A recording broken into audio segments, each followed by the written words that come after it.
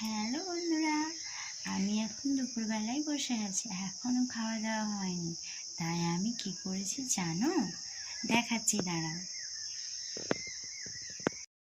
কলকা ট্রাই করলাম, কেমন হয়েছে কমেন্টে বলো। কিন্তু আমি কলকা ক্লাসও করিনি এবং আঁকতেও জানি না।